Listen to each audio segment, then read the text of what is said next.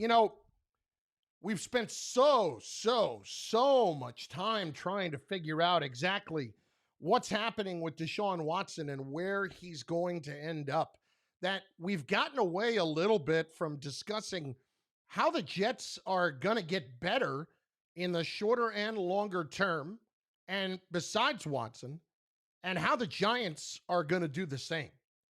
And, one of the things that we've talked about in the past is the ability of a team to come together a little bit quicker than you would have anticipated if you get the right guys. And much more of this has to do with the draft itself and what Joe Douglas is facing here coming up. Let's just argue for a minute that everything is going to stay status quo.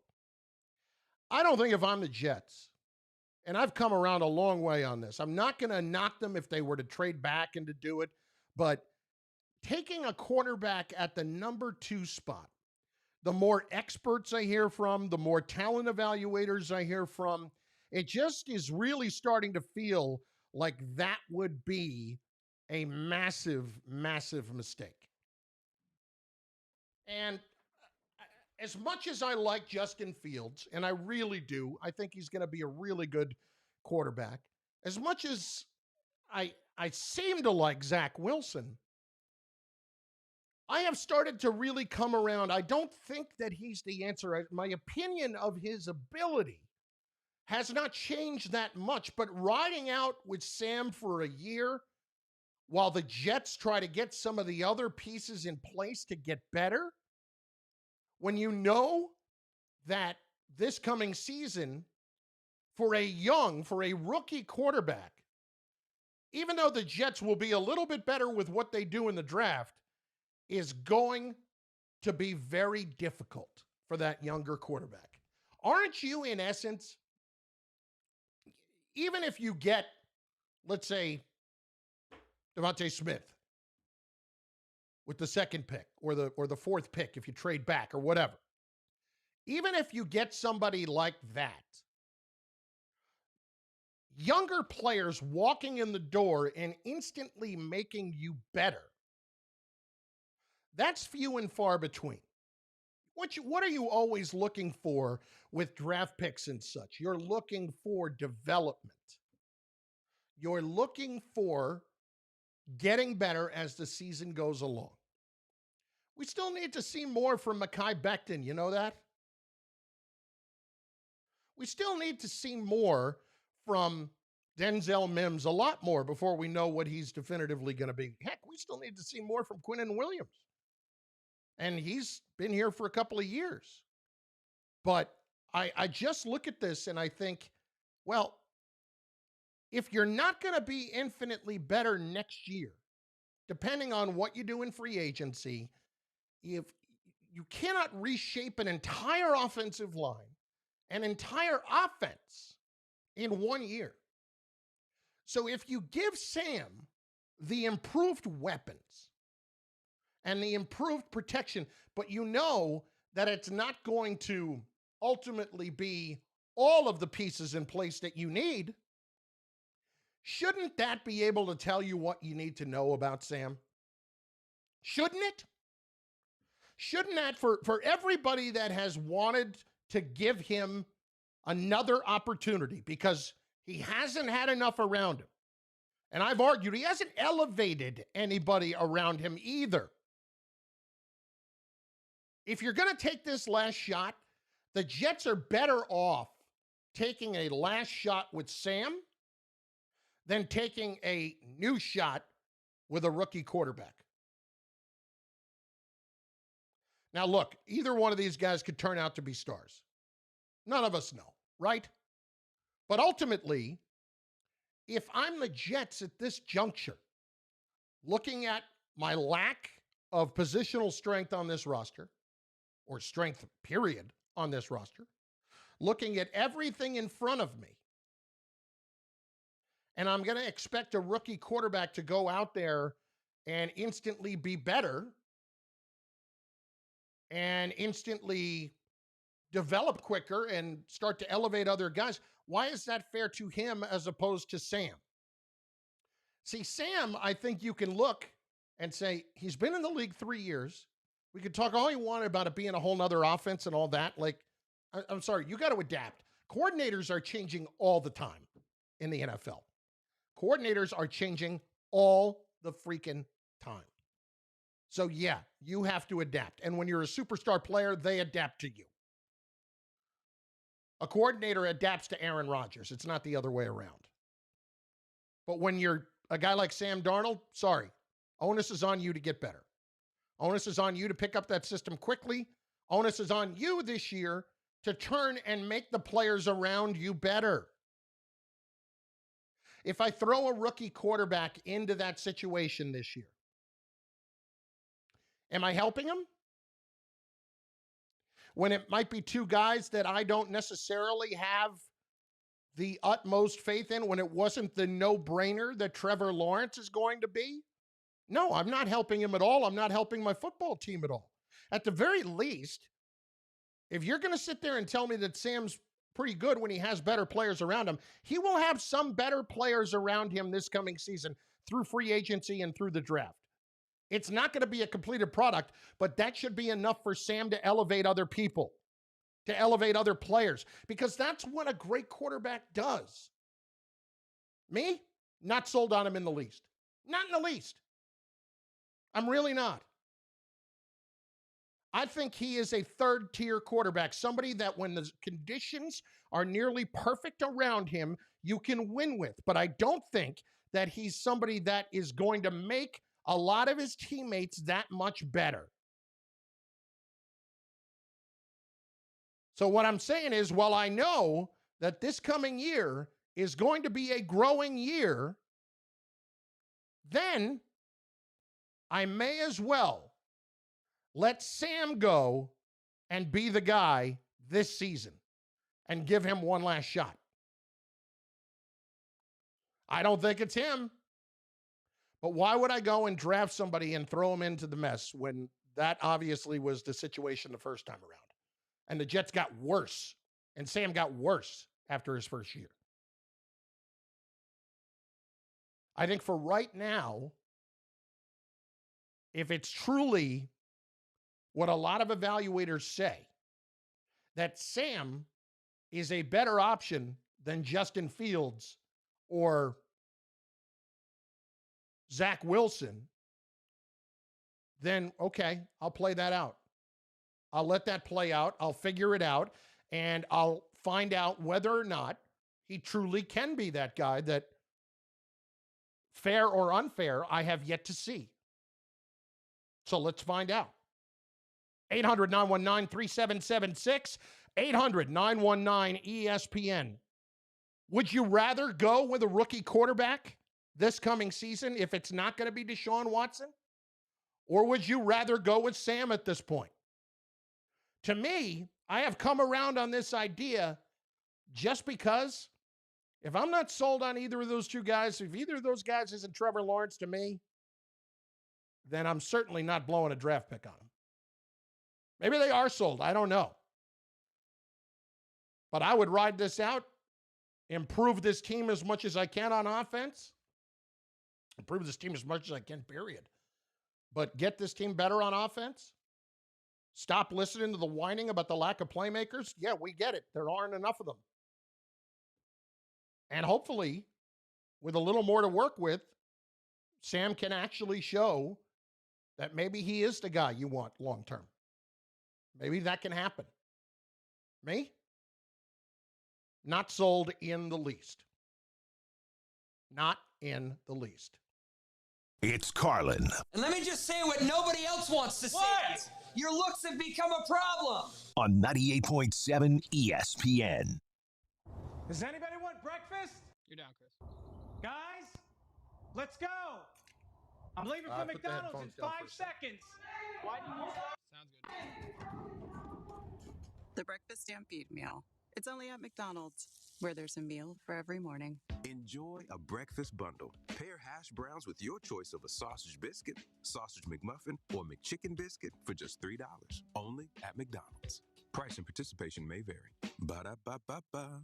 The 55th big game is this weekend, and to celebrate football's finale, DraftKings Sportsbook, America's top-rated sportsbook app, is doubling your money if a touchdown is scored in the big game. That's right.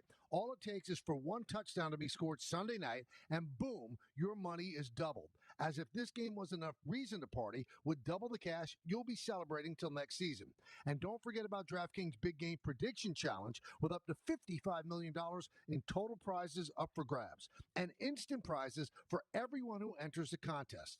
Download the DraftKings Sportsbook app now and use code EMPIRE, E-M-P-I-R-E, to get a shot at doubling your money if a touchdown is scored in Sunday's game. That's code EMPIRE, E-M-P-I-R-E, to get a shot at doubling your money.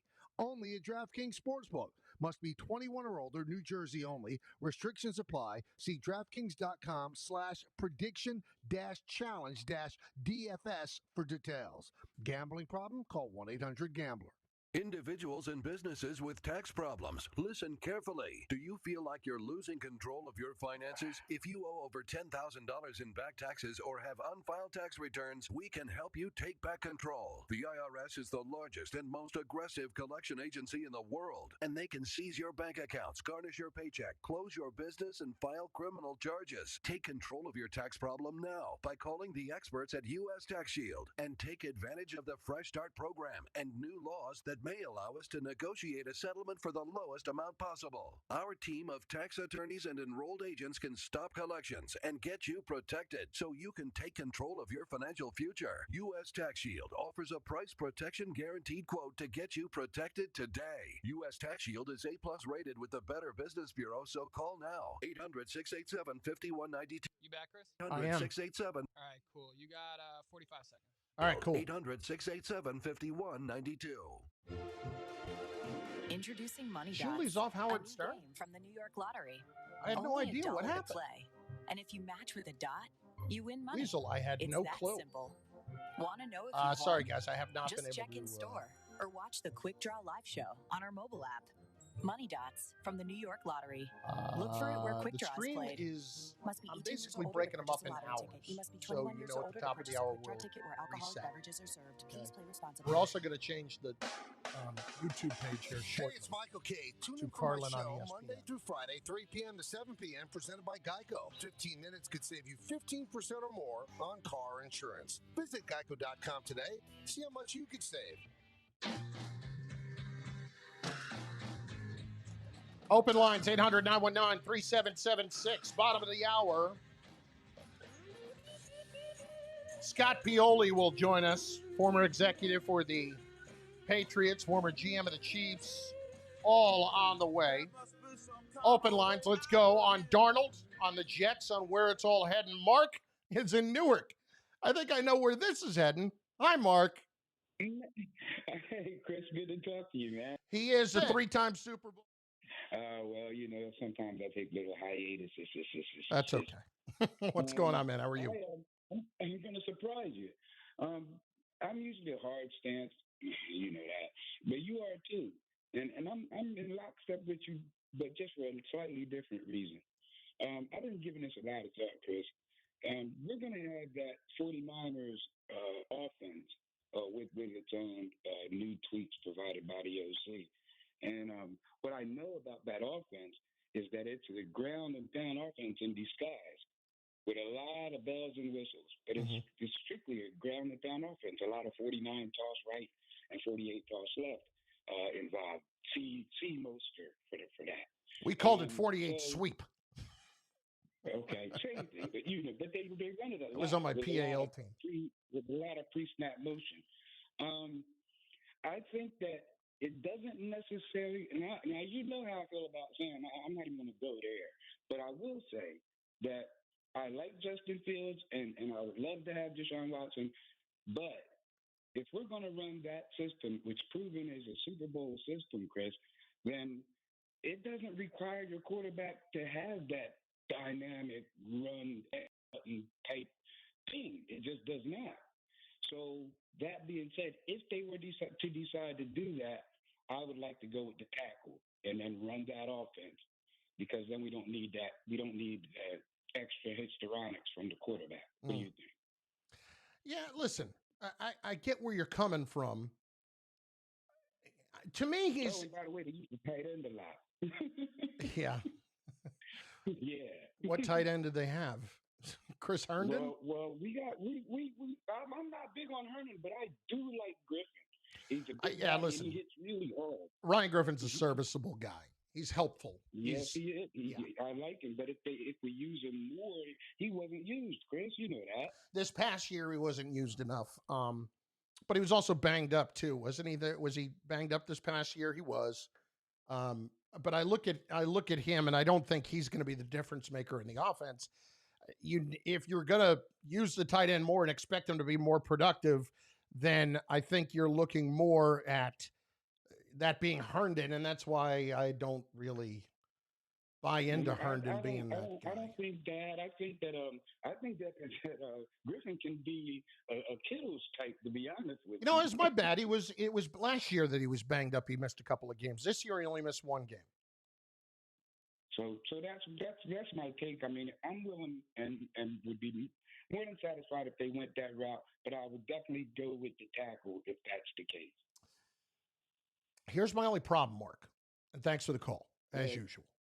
If you take the tackle, you're going to end up in a position of paying two tackles on the offensive line. And to me, if Becton is going to be your guy, your anchor of that offensive line, how often is it? Is it really all that often that you see two big-time players at the tackle spot?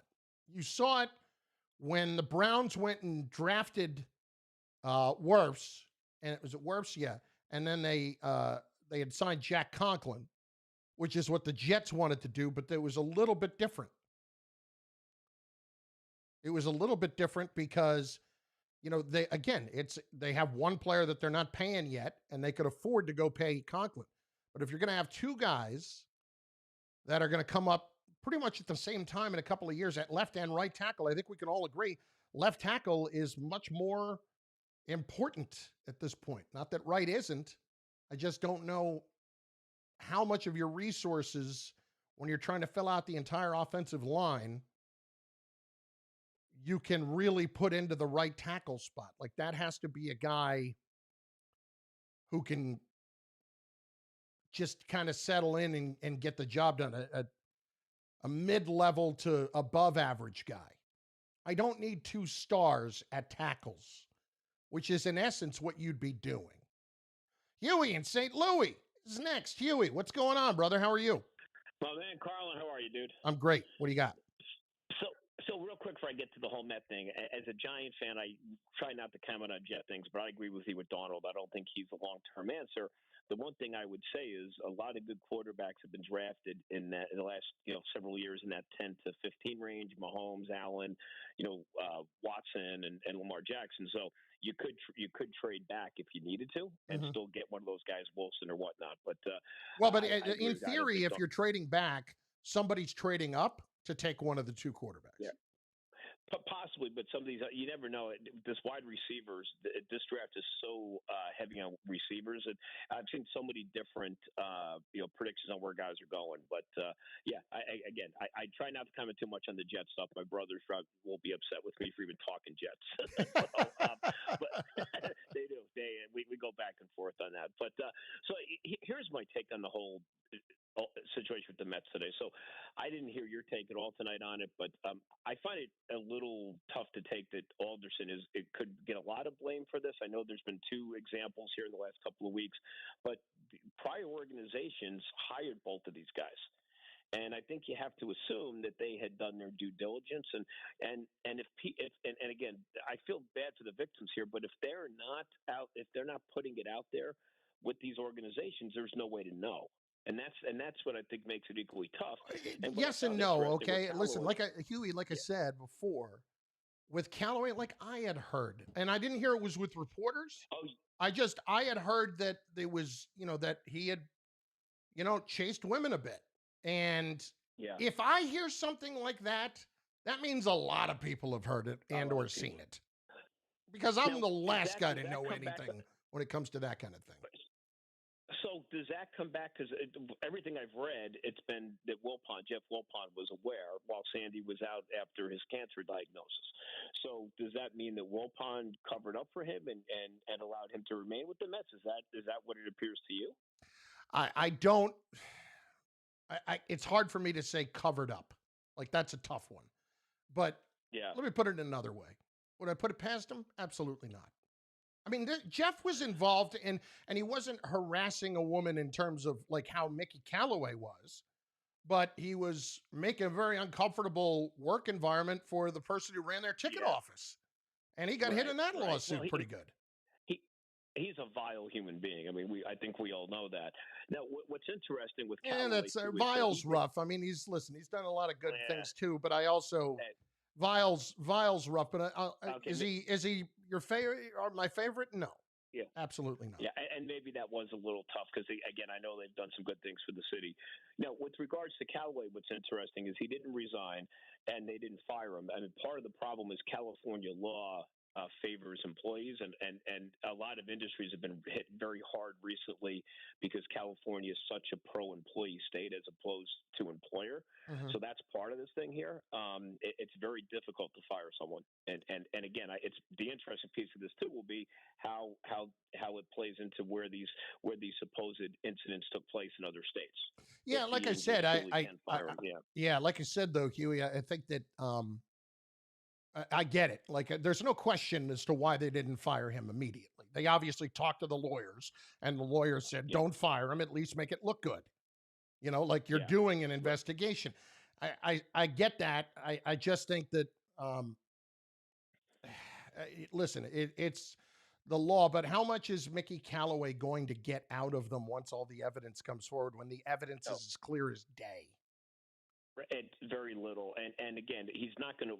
Odds of him working in baseball again are pretty slim at this point.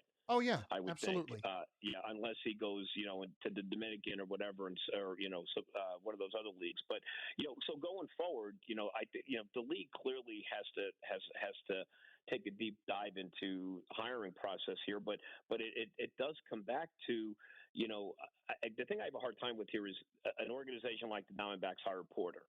And then Mickey had been hired by the Indians, and again, Terry Francona is one of the I think one of the better guys in the game of baseball. So did he? I'd love to know. It's probably going to come out what these guys knew too, right? And then how far down when you're interviewing? I heard another station today saying, well, you have to go and talk like in a college town if you're recruiting a kid. NFL's looking at drafting a kid. They talk to the bouncers at the bar and these different things.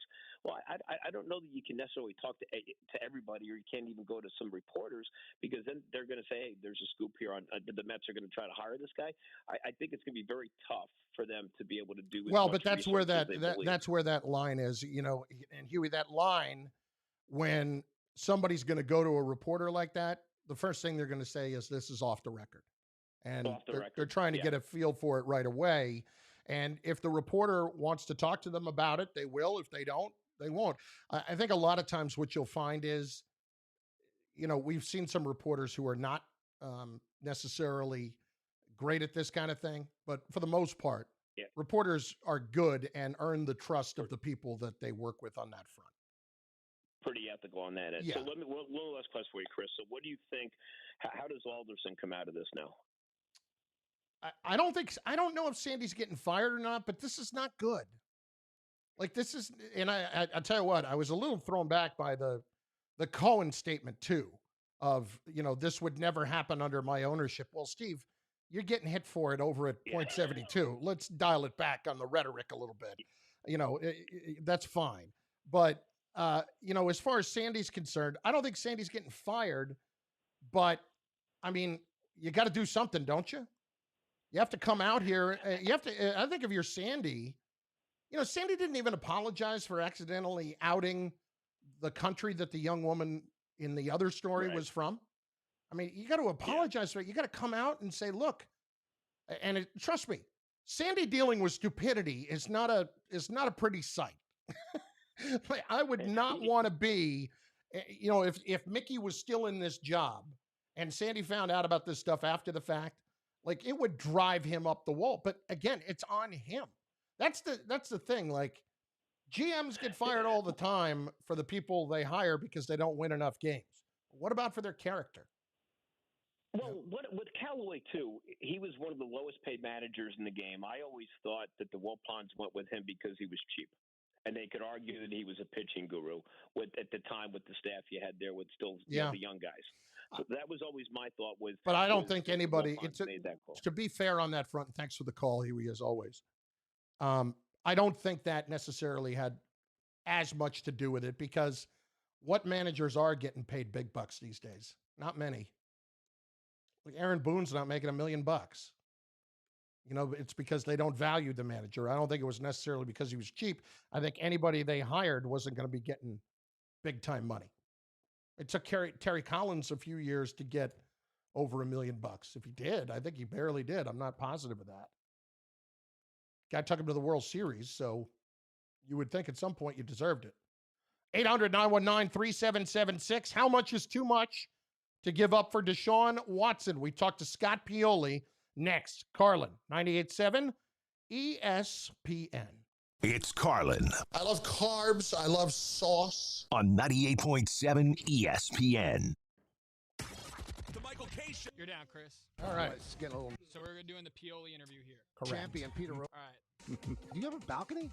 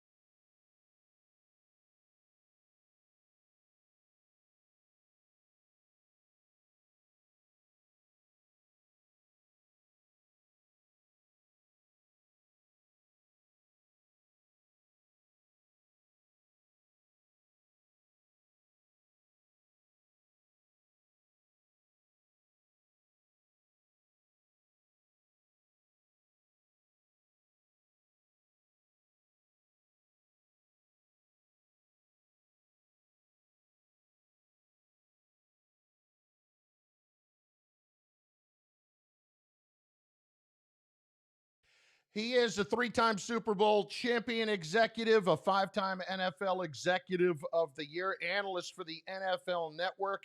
You can follow him on Twitter at ScottPioli51. He joins us right now at Scott Pioli. Scott, Chris Carlin on 98.7 ESPN here in New York. Appreciate the time. How you doing? I'm doing well, Chris. Thanks so much for having me. Always good to be back home in New York. I really appreciate that. And Scott, first of all, I mean, from a GM's perspective, this has got to be absolutely crazy when all of a sudden in an offseason you start to see big-time quarterbacks actually changing teams and available on the trade market. I can't ever remember it being at this level. Yeah, it's a little bit crazy, but I got to tell you, Chris, I had a little bit of a heads up here, just knowing that when it came out that the Lions, that Matthew Stafford had approached the Lions, wanted to be traded. They said that they were going to try to get that done. Also knowing, though, that he had a fifth day of the year, $10 million roster bonus that was hanging over the Detroit Lions, I kind of figured that this was going to happen pretty quickly. And I heard through the rumor world that things were moving along at a fast clip. So I was a little surprised, but not really. We go back a couple of years too. Remember that Alex Smith trade happened, the Tuesday or Wednesday before the Super Bowl? So this seems to be a little bit more of a trend where teams are, they're jumping the gun in terms of agreeing to terms to a trade. And, but this one is huge. Like you say, Chris, there's no doubt this is huge because it involved two starters. Well, with that in mind, and now we know of the Deshaun Watson situation, and he wants to be traded out of Houston. Scott, why is it all of a sudden that we see these big-time quarterbacks able to be moved just really from a financial standpoint? Because we've heard for so long how teams looking to trade them don't want to take that salary cap hit. Yeah, and the truth is, when you trade players, whether it's a quarterback or any position, you're not just trading the player, you're trading the contract. And then you're also going to have the residual of a contract. I think that this is a little bit unique because in the case of Stafford, you have a player who had a contract that was constructed a certain way, and there's only 2 years left. So the actual acceleration and or dead money wasn't going to be that fatal to the Lions. And on the flip side, the way that the Goff contract was, they just needed a team that was willing to take on 2 years of guarantees. And not every team can and or would be willing to do that. So to me, I think it was the construct of these contracts that allowed this to happen. But we look around the league, the reality is we talk about, you mentioned Deshaun Watson. That's going to be a really difficult contract for the Texans to trade because they're, if we're at $176 million cap, let's say, this season, they're already about $18 million over the cap, the Texans, going into this season. And it's going to cost them another $7 million against the cap to trade Deshaun. So that contract is a little bit prohibitive. Earlier in the season, people were talking about Matt Ryan. Matt Ryan can't be traded. The acceleration in his contract is going to be impossible. So I think what people have said in the past isn't untrue. I think that this is a confluence. This is like a perfect storm for these two particular players, Chris. Scott Pioli, NFL Network. Follow him on Twitter at Scott Pioli51, an NFL Network with over 70 hours of live Super Bowl week coverage this week throughout the next few days leading up to Super Bowl 55. Scott, let's get to Deshaun Watson because everybody in New York is constantly hitting refresh right now, hoping for some news. With that in mind, when you look at this whole situation from a GM's perspective, first of all, you're Nick Caserio walking in the door. You're David Culley as the head coach. Your first thought has got to be try to fix this somehow. So if you're in that position, 100%. How are you approaching Deshaun right now to try to convince him to stay? Well, initially, I think I would reach out to Deshaun and let him know that I want to talk. I'm ready to talk on his time. I don't think you sit back and wait until he's ready to talk with him wondering why haven't they reached out to me. Again, I know Nick, hired Nick in 2001 as an entry-level scout, and I've known David Culley forever. They're two remarkable people, and Just I have enormous respect for them. And the other thing is Deshaun is a remarkable person as well. And I think if Deshaun could maybe compartmentalize a little bit and say, okay, my issues were with other people. Let me show the grace that I know I have in my heart to at least engage these people in conversation and see what their plan is, see what they're thinking, see if I want to live with these people, rather than making a rash decision based on my feelings for other people that are not supposed to be principals in this relationship, and see how that goes. But I think the other thing that Deshaun needs to realize is, 6 months ago, he made a very conscious choice and signed a piece of paper that made him the second highest paid player in the history of the National Football League. That came with an obligation. That also came with rules surrounding it. And he is signed up for this deal, right? This is the business he chose. And this is the business partner he chose. And he has that obligation. So he didn't sign a piece of paper to say, I'm going to take this money now. I'm going to take this security now. When I want out, I'm going to get out. That's not how the National Football League works. Regardless of what side you're on, whether you believe the players don't have enough rights or the teams have too many rights, that's the business model. So the Texans have no obligation whatsoever. Nick and David and the franchise need to find that appropriate balance of making sure the player and his agent understand that without being bullies. They need to find some empathy and some compassion, and hopefully, again, I think there are three remarkable people. Again, the principal involved in Nick Caserio, David Culley, and Deshaun. Hopefully, for their sake, they come to a place. Because if you're going to trade them, I don't know if there's any logical compensation out there, and a team would have to mortgage its future so far into the future to do it. It's a really delicate balance, I think, Chris. Scott, when you look at him, if they do have to come to a point where they have to trade him, but how do you go about this when he also has this no trade and kind of can push his agenda about where he wants to go? I see him as a borderline elite quarterback of the National Football League, and probably elite. I don't know what the trade compensation is for that. But more importantly, as we were talking earlier, when you make trades, you're also trading contracts. And if this trade happens, if a team were to get Deshaun in 2021, it's a little bit over a $10 million cap hit. That's it, which is crazy to get a quarterback with that talent this year with only a $10.5 million cap hit. Now, in 2022, his cap number jumps to $35 million. Then you start, you're paying adult money then.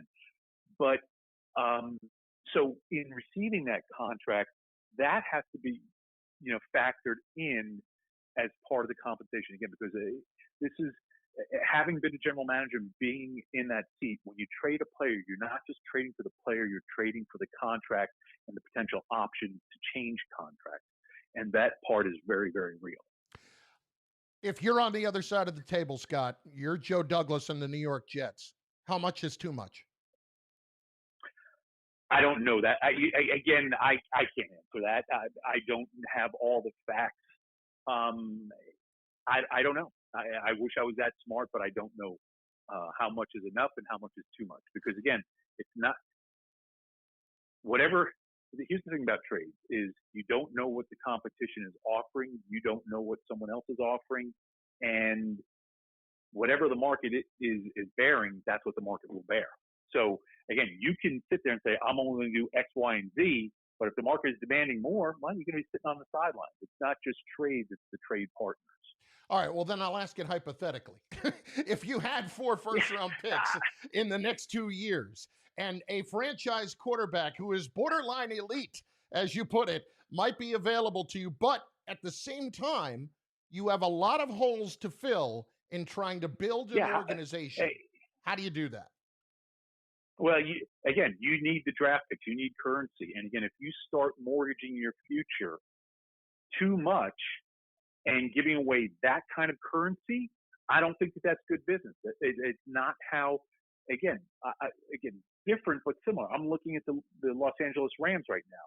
You know, the best player on their football team is a former first-round pick in Aaron Donald. They're going to go 7 years without a first-round pick. And that allows you to compete in the now and maybe be in a place. But also, if you don't make it, then there's a real problem. I just don't subscribe personally to that mentality of team building. Now, you also have to – there's a balance in there. How many first-round picks are too many? I don't know. I don't know if I'm giving up 4. Again, because there's this other whole factor. How good is your football team? Because not all first-round picks are the same. Are you giving up a first-round pick in the top 5, the top 10, or are you giving up the 32nd pick or the 28th pick? So not all picks are the same. So we're talking way too much speculation here, and the reality is in the NFL when you're sitting in a general manager's chair, you don't engage in speculation. You just don't. The one guy that in all of it seems to have a lot written about him, but people don't know a whole lot about, is Jack Easterby, and he was in New England. You know him a little bit. Why is Jack Easterby such a seemingly polarizing figure publicly in all of this from what you can see right now? I honestly don't know. I've known Jack, and Jack is a friend, and all of my interactions with Jack have always been positive. And I hear all these stories, and I don't know, again, what other people – I can't speak for why other people feel certain ways about other people and their relationships with people. When you look at being a GM now, Scott, what's the most challenging part of it now versus when you first started as player personnel director in New England in 2000? I think, it's not any one thing. But I think one of the things is how much time leadership partners and leadership groups are given to try to get things changed. That is a very real and difficult thing that, we are such a, from a society standpoint, we are very impulsive, and sometimes building something great takes a little time, and I think that the constant change is a difficult thing, and that seems to ramp up by the year. I think the game is changing. It's still the same game in certain ways, but also the way to lead is changing and evolving like it always does. But to me, I think the biggest one is time. Right, and the demands on how soon you have to be at a certain level, and people aren't giving enough time. Scott, last one, and I hate to bring up a bad memory, but it's simply this. We know about Steve Spagnuolo against Tom Brady. We know what happened in Super Bowl 42. Is the matchup there as simple as how he tried to approach it last time with getting pressure with as few people as possible so that it makes it more difficult for Brady in a game like this? So you're not constantly trying to blitz him. Yeah, here's what I'd say. I mean, blueprints are blueprints. But if you don't have the players to execute the blueprint, and that's the thing. You go back to that New York Giants team and the team that they put together and what Spags was doing that day, the team that Ernie Accorsi and Jerry Reese put together and Tom Coughlin, the group of players on that field that were executing what was being asked to be done, they were remarkable. And again, that's one of the things that I'm not sure that I'm always comfortable with. You need great coaching. And I think the most important move a general manager can make is who's the head coach. If that's the hierarchy or the structure of an organization, that's the most important decision that has to be made. Not who the first round pick is, but who's the coach. And after that, you need players that are put in position. You can say, hey, listen, we got to get after the passer, Michael Strahan and OC. Here's what you got to do. And if it's not those players, it doesn't matter so much. So it's a combination of those things. Great stuff, Scott. We appreciate the insight as always. You can follow him on Twitter @ScottPioli51, part of NFL Network's 70 hours of coverage leading up to Super Bowl 55 this week. Thanks again for your time. All right. Thank you, Chris. Take care. So, Scott Pioli with some good stuff there. Didn't necessarily want to go down the road of how much it's going to cost, but you got the impression that giving up entirely too much for a franchise quarterback, even if it is a guy like Deshaun Watson, when you look at exactly how much work the Jets have to do, doesn't sound like it's something that he would necessarily do if he were in those shoes. 800-919-3776. 800-919-ESPN. It is Carlin Open Lines. We hit them in just a few. We get to the Knicks as well momentarily on 98.7 ESPN, my friends. It's Carlin. 64 slices of American cheese. On 98.7 ESPN. When you support City... You're down, Chris, and let me know when you're ready for the live read. Of millions of pounds of food to millions of hungry New Yorkers. You feed hope for a kid up in Parkchester. You feed confidence for a first-in-her-family Queens College freshman. You feed community for folks in Canarsie Park. You feed compassion for retired Staten Island nurses who continue to serve. You feed strength for office workers in Manhattan. When you support City Harvest, you feed good. Support us at cityharvest.org. How cute. Okay, I'm good. Is that a little... All right, awesome. Coming to you in 25. Money Dot. Oh, one of those new hybrid breeds. No, it's a new game from the New York Lottery. Money Dots pop up every 4 minutes, and if you match with one, you could win up to $50. Is it hypoallergenic? Win money on the dot with Money Dots from the New York Lottery. Look for it where Quick Draw is played. Must be 18 years or older to purchase a lottery ticket. You must be 21 years or older to purchase a Quick Draw ticket where alcoholic beverages are served. Please play responsibly. Celebrate the 55th edition of the big game with exclusive 55-1 odds on FanDuel Sportsbook. And if you've ever tried FanDuel before, you've never done it. New users can bet on either team and get 55-1 odds when the Chiefs play the Buccaneers. That's right. Bet $5, win $275 if you pick the winner of the big game this Sunday, February the 7th. What are we doing here? I mean, to me, you get a chance at the Chiefs with 55-1. Holy crap. You got to get on that. I've been betting football on FanDuel all season long. Easy to use, so easy to deposit, easy to find your bet, easy to get your winnings when you win in as little as 24 hours in your odds boosts, daily and super boosts on the weekends. Come on, download the FanDuel Sportsbook app. Use promo code Carlin so they know the big fella sent you. That's FanDuel Sportsbook, promo code Carlin. Got to be 21 and older, present in New Jersey or Pennsylvania. New users only. Must wager on designated boost market. Deposit required. Max bonus $275. See full terms at sportsbook.fanduel.com. Gambling problem? Call 1-800-GAMBLER. Does anybody want breakfast? You're down, Chris. You got about 45 seconds. Go! I'm leaving for McDonald's in 5 seconds. Why? And Chris, again, we're not doing the update, so just try to get out around 58 or so, anytime near there.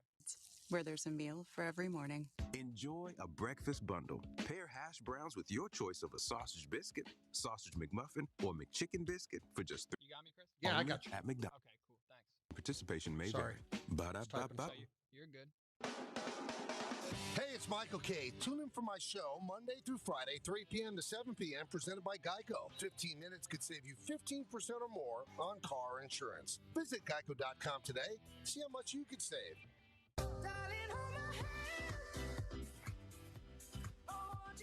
Carlin, 98.7 ESPN, 800-919-3776, 800-919-ESPN. Calls, let's go. The great Danny in Long Island. Daniel, how are you? Super Bowl week, Christopher. Let's start off with a little trivia contest for you. Quick question. All right. Shoot. Total number of Super Bowl games which had teams play each other rematches. Over under 8. Would you say there was less or more than 8 Super Bowl rematches? Now, when you say rematches, you're talking about ever. So organizations, right. Right. If you say, for instance, we all know that the Steelers and the Cowboys. Right, exactly. Boom. Okay. I would say over under 8. Or over 8. Danny, I'd say over. And you would be right, Christopher. How many? So listen, now Scott said a couple of things which are 100% correct. The most important thing is what the Jets have to remember, and what the Texans have to remember is that there is no adequate compensation to trade a quarterback of Deshaun Watson's talent in regards to draft picks. They're not going to get back what he's worth. As far as I'm concerned, I would give up 6s. I wouldn't care if I ever had a first-round draft pick again, because with compensatory picks and free agents and picking late in the rounds anyway with a Pro Bowl level quarterback, you're giving up 20s, 21, 23. So you're not going to get. So the Jets have to know that the Texans are going to ask for entirely too much, and the Jets have to say no, because there's nowhere else to go. I mean, the way I see it, the Texans, the one thing they have to have when this is over is a legitimate starting quarterback, whether it's Darno, whether it's Tua. Now, Jacksonville has said they're going with the number 1 pick. You don't know that, because Deshaun Watson is only in the league a few years. If the guy from Clemson is lucky, he'll be Watson in 3 or 4 years, maybe. These quarterbacks at best are 50-50 just to be regular starting quarterbacks, not all pros. So, well, if you go look at the last 10, 12 years, Dan, and the amount of quarterbacks that have been taken in the first round and the amount that haven't worked out, the number is freaking startling how bad it is. Startling. Look at the Jets don't have to look at their guy. So the Texans have to get a quarterback back, which makes the Jets and I think Miami, because they can trade their quarterback and that that draft choice. Well, that's the thing. Do they believe in Tua? That's where the deal is to be made. That truly is where the deal is to be made. Do the Texans believe in Tua as that guy? To me, that's what this is all going to boil down to in the end. Let me give you a couple of thoughts on the big trade in the NFL this week, Chris. Yeah. During the season, I was hoping for Stafford, by the way, in Pittsburgh. Yeah, that would have been great. But anyway, so Goff went down, and Wolford, I think his name was Wolford, had to come in and play a game and won it and played very well. And he was running all over the field and making plays. And something must have clicked in McKay's head that he said, that's the type of quarterback I want.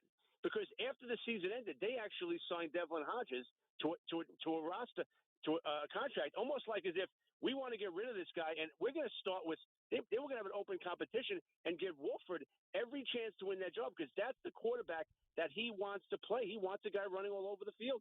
Now, all of a sudden, the Stafford thing popped, so they went with Stafford. They basically pushed all the chips in the middle. They've got a 30-something-year-old quarterback. Now, Stafford, all the pressure on you, because I don't listen to quarterback ratings. I don't listen to TDs, because a lot of times you're on bad teams and getting junk yardage, junk QBs. No excuse now. Matt Stafford, you want to be elite? Yep. You've got no excuse now. You have a number 1 defense. You have wide receivers on that team that Goff made stars, Cooper Kupp, Woods, a couple of tight ends that catch the ball. I've never remember a quarterback who went to a Super Bowl and this year won a road playoff game against a Super Bowl champion quarterback and got traded. It's almost incomprehensible. Well, that's the thing that gets me, Danny, and thanks for the call as usual, is that you have these many quarterbacks on this level that all of a sudden are available on the trade market. Like that's lunacy that's the case. Stafford is a really, really good quarterback. And I know people look at it, well, I don't really know because he's with the Lions all those years. You're going to find out this guy's a really good quarterback. And on the Goff front, I don't necessarily buy that McVay wanted somebody who could run all over the place. I am more apt to think that he wanted somebody that was much better than Goff. Stafford is much better than Goff. I look at McVay, and I look at his relationship with Goff, and when you continue to have to give the answers to the test to the guy as he's going to the line of scrimmage, and as soon as the headset's cut out, you're in trouble. I mean, to me, that's a problem. That's really a problem. I've never been the biggest Goff fan to begin with. I really don't think he's the brightest bulb in the tree. Just from watching him play and for that having to be the case. And when you heard what Les Snead said, not 10 days ago, you thought for sure something was really up. Because when is a GM that upfront about their quarterback situation? Like, never. 800-919-3776. Carlin, why, not why, where is Tom Thibodeau making his biggest impact? And a new team has entered the chat when it comes to Deshaun Watson. And they may be trading away their own star quarterback to make it happen. That's a spicy meatball. Carlin, 98.7 ESPN. 98.7 Step away for 1 sec. ESPN and the undefeated celebrate Black History Month. Lift every voice. 1969, Curt Flood changed baseball forever when he refused to trade, pushing back against the sport's reserve clause, which permanently bound a player to the whims of a team. Flood sued Major League Baseball to become a free agent, and the case would make it all the way to the Supreme Court. Though Flood lost the case, his actions led to Major League Baseball abolishing the reserve clause, paving the way for modern free agency. Celebrating Black history on 98.7 ESPN. Hindsight is 2020, and 2020 was a brutal year that for most of it felt out of control. But you know how you can be in control? You can be in control of your job, your career. Yes, in 2020, my computer career helped more people start IT careers than ever. Don't look back with 2020 hindsight next year and see yourself in that 2020 job. Take control. Go to mycomputercareer.edu and take the free career evaluation. It's not rocket science. It's mycomputercareer.edu. Tom Brady versus Patrick Mahomes. An epic showdown is coming. This is Super Week on 98.7 ESPN. WEPN FM, New York. Super Week 2021 on ESPN Radio. You back, Chris? Take Tom Brady and put him on the Jacksonville Jaguars. All of a sudden, they win the division. Tom Brady is the greatest quarterback of all time for now. Every year, Patrick Mahomes does not win the Super Bowl. It feels like a failure. The Buccaneers and Chiefs. Coverage begins with Keyshawn, J. Will, and Zubin at 6 Eastern and continues all day. Pick them every year from now until 2030. Super Week 2021 on ESPN Radio. Everything you need to know about lines, parlays, and teasers. You back, Chris? Weekend Wager with Anita Marks. Presented by BetMGM Sports. Place your parlays, props, and futures bets at the King of Sportsbooks. Get the app today. Me, but also you. The Pharaoh fast forwards his favorite foreign film, Powder Donut. You're back, Chris? Okay, what's my line?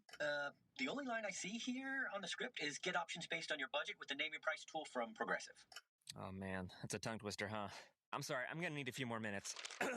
Bulbous Walrus, the Bulbous Walrus. The Name Your Price tool, only from Progressive. The owl ran afoul of the comatose coxswain. Progressive Casualty Insurance Company and affiliates. Price and coverage match limited by state law. Individual rates, coverage offerings, and savings may vary, subject to terms and conditions. Hopefully not for available in your all sake. areas. If you're a small business owner, things may have gotten tougher lately. You're probably looking for savings wherever you can find them. So you may be surprised to hear that most small businesses Hello? overpay for workers' comp You back, Chris? insurance. Yeah, I'm Many back. insurance companies. All right, cool. You got about a minute. I'm going to play the liner, so just wait for the liner when we come back in. Okay. We serve Thank you. small businesses exclusively, and we can save you up to 30%. You owe it to yourself to find out if Sorry, you're guys, I overpaying. was Just get a quote right trying to from your fix a computer light or in the room. smartphone at trypi.com. Pi Insurance We got is a lighting issues, no-brainer. Jar. With our simple online experience and outstanding service, we're rated